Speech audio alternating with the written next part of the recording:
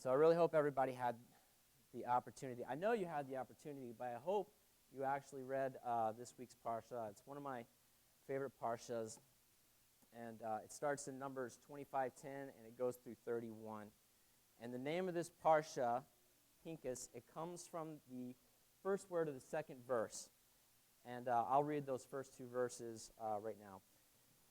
And the Lord said to Moses, Pinchas, the son of Eleazar, the son of Aaron the priest, has turned back my wrath from the people of Israel, in that he was jealous with my jealousy among them, so that I did not consume the people of Israel in my jealousy. And so actually I did the Pinchas Torah portion last year. It was my very first Torah portion to ever teach, actually. And I wanted to do, and I was excited to do it again this year, and I wanted to do something a little bit different than what I did last year. And honestly, there's a lot of stuff in this Torah portion, right? Like actually only the very beginning of it is about Pinchas at all. And then it goes into the counting and the numbering of the children of Israel. And then you have the daughters of Zelophehad, which if I do it next year, I'm doing the daughters of Zelophehad. And then at the end, you kind of have the appointment of Joshua.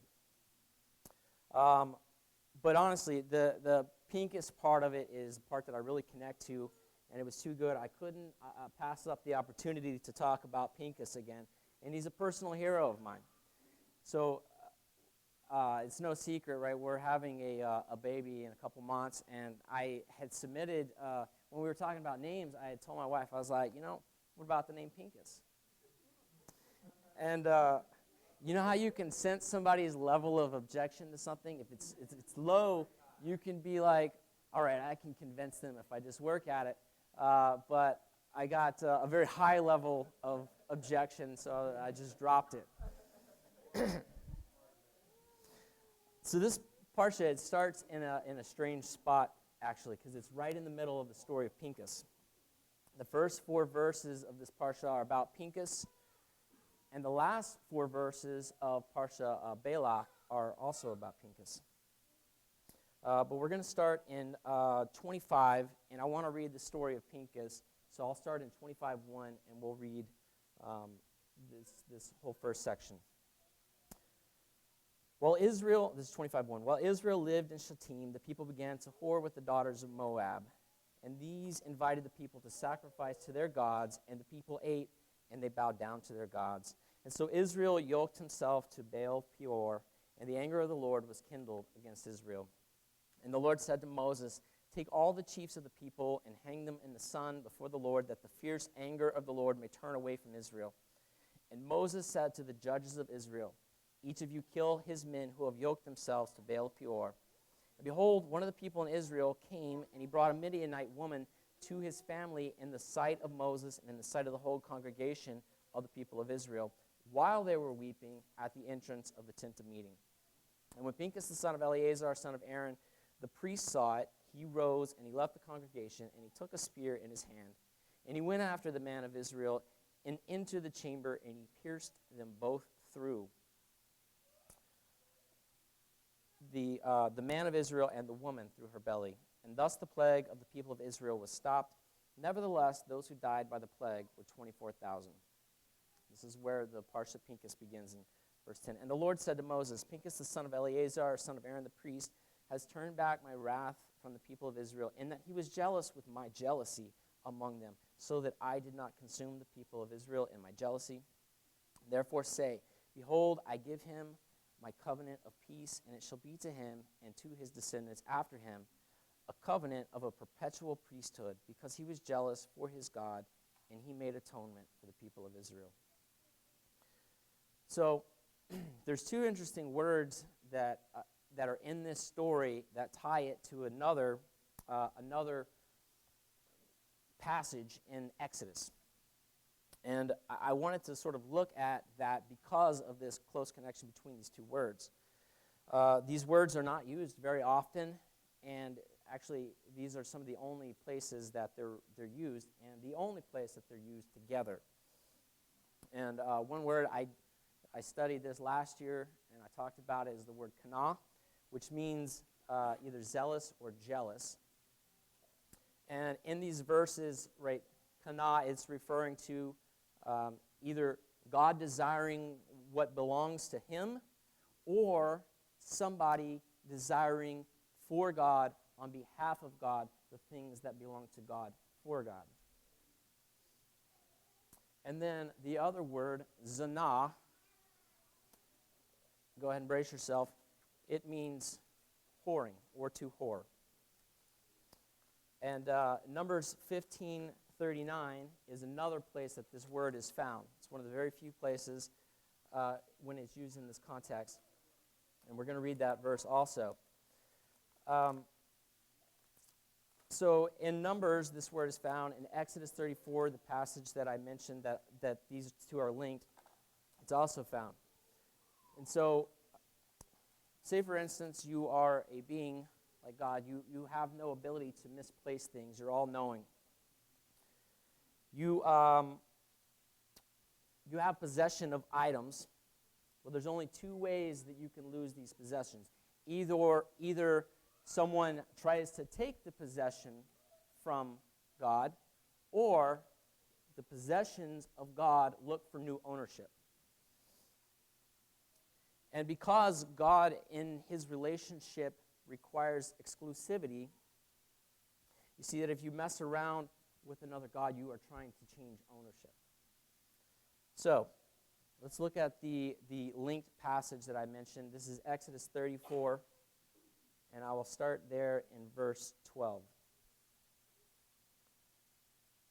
Take care lest you make a covenant with the inhabitants of a land to which you go, lest they become a snare in your midst.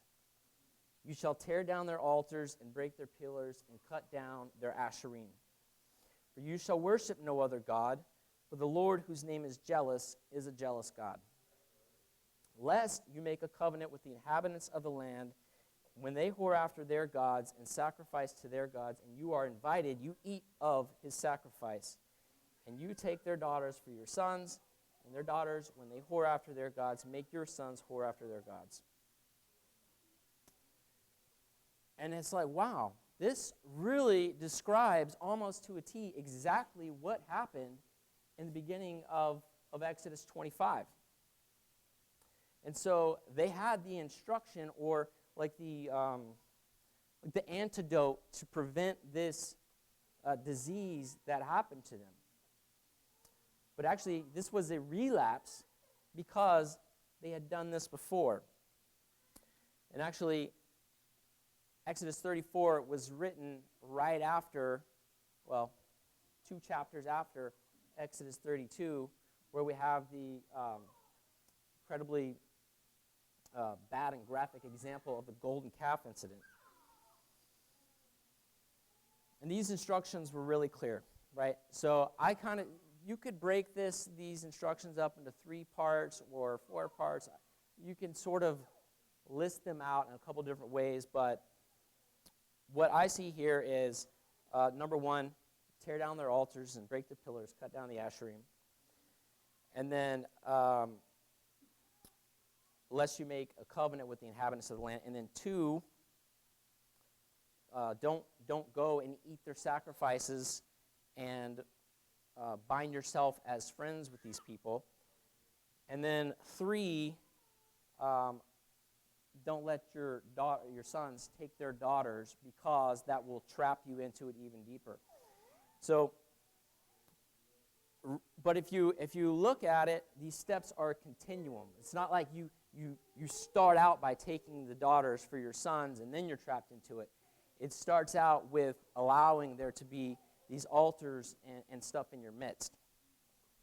So if you do step 1 correctly, you don't have to worry about steps 2 and 3.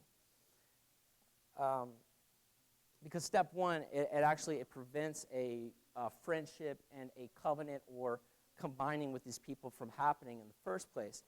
And if you could think about a modern example, you move into a new neighborhood, and you get invited over for dinner, and then the person has a Christmas tree, so you're going to take this, literally in a modern context, you push over the Christmas tree and you start dragging it out of the house. All right, dinner's canceled, and you don't have to worry about your sons and their daughters dating. It's super unlikely at that point.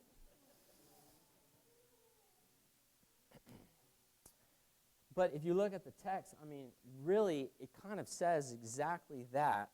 You have verse 14 of 34, it's in brackets, right? So 13 or 15 is actually like a continuation of 13, and 14 is in parenthesis, it's expounding on what 13 means. So read 13 into 15. It says this: "You shall tear down their altars and break their pillars and cut down their asherim, lest you make a covenant with the inhabitants of the land." So if they would have followed these instructions, this whole Baal Peor thing would not have happened. And it was prophetic that we have the instructions, and then it did happen. There's another passage that has some specific instructions to avoid this incident as well. And it's the only other time in Numbers that the word zanah is used. And like I mentioned, that's Numbers 15:38. Well, it starts in 15:38. I'll read through 41. It says, "Speak to the children of Israel and tell them to make tassels on the corners of their garments throughout their generations, and put a cord of blue on the tassel of each corner. And it shall be a tassel for you to look at and remember all the commandments of the Lord, to do them, not to follow after your own heart and your own eyes, which you have been inclined to whore after. And so you shall remember and do all my commandments and be holy to your God. I am the Lord your God, who brought you out of the land of Egypt to be your God. I am the Lord your God." And so we have the word zanah here. And it's not explicitly paired with the word kana, like in Exodus 34 or Numbers 25. But it is implicitly, because anytime God says, "I am Yahuwah your God, who brought you out of the land of Egypt to be your God. I am Yahuwah your God," he is implicit when he says, "I'm your God." The other side of that is, "You are my people." It's a possessive thing he's saying here. So, I'm supposed to be doing Pinchas, so let me try and get back into my Parsha. I wanted to understand why God makes a covenant of peace with him. And that's kind of a difficult thing to understand what that means. I couldn't nail it down. So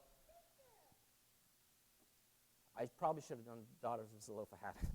Because that is it's a special thing. It's not something you see a lot of. But this covenant of peace is sort of counterintuitive, something that I realized, to the way we think about things. Because what Pinchas did here, this extremely violent embodiment of the jealousy of God, where he loses control of himself and he runs a spear through two people who are taking part in this like flagrant, idolatrous, sexually immoral act. It saved the entire nation. Right? His act stopped God from consuming the people entirely. Right?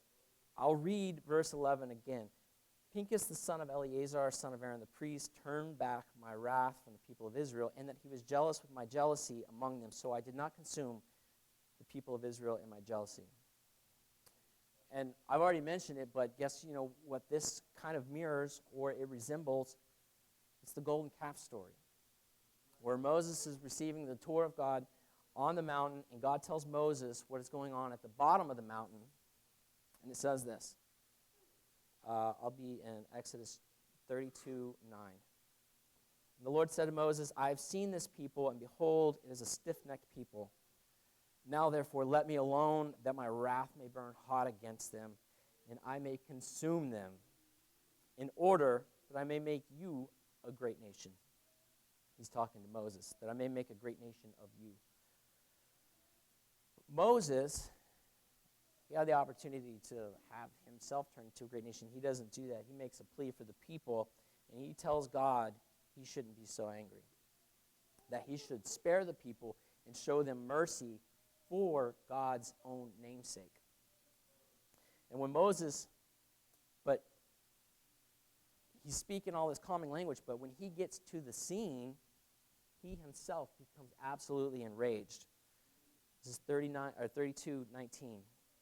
And as soon as he came near to the camp, and he saw the calf and the dancing, Moses' anger burned hot. And he threw the tablets out of his hands, and he broke them at the foot of the mountain. And then this happens in verse 25. And Moses saw that the people had broken loose. And then Moses stood in the gate of the camp. Somebody was teaching about standing in the gate, and that's taking control. He stood in the gate of the camp, and he says, "Who is on the Lord's side? Come to me." And all the sons of Levi gathered to him. And he said to them, "Thus says the Lord God of Israel, put your sword on each side of you, and go to and fro from gate to gate throughout the camp, and each of you kill his brother and his companion and his neighbor." That sounds like a pretty zealous man right there. And because of that command and what he told them to do, 3,000 people died that day because of the Levites going to and from gate to gate with their swords.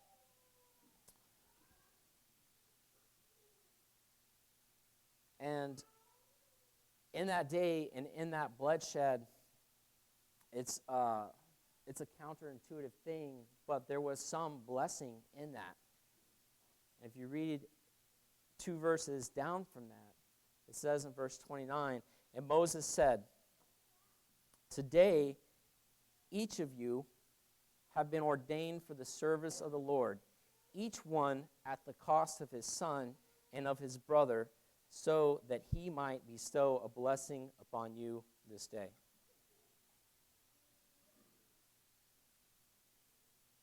It's interesting that these two things are connected this way, and you have sort of a similar outcome in both ways.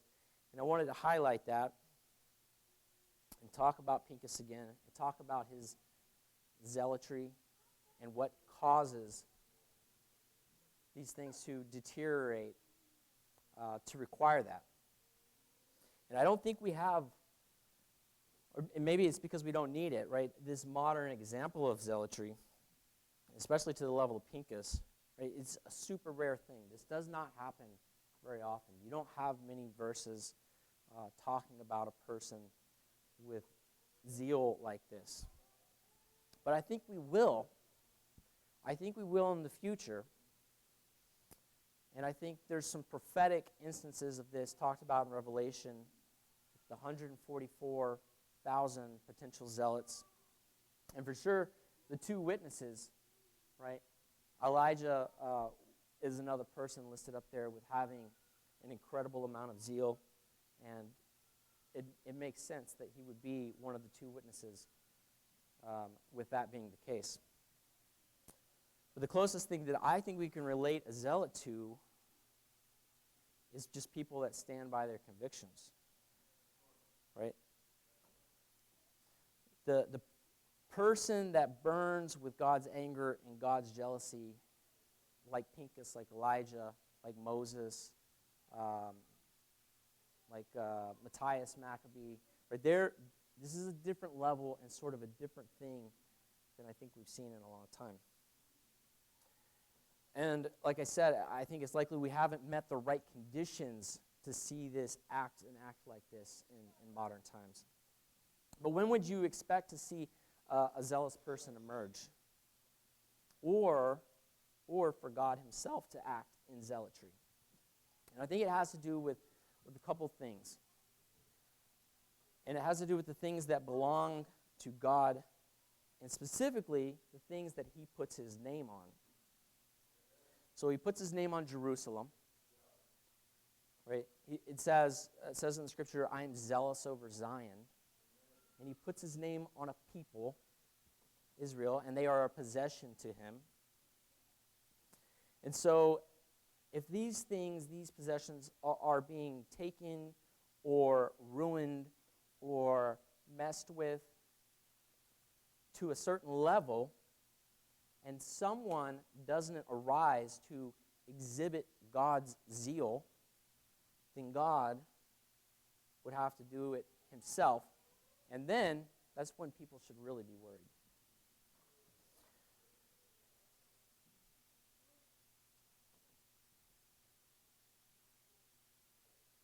Because if God consumes, it's far worse than if a human has to do it. And that is my Torah portion and Torah study today. Thank you, everyone, and Shabbat Shalom.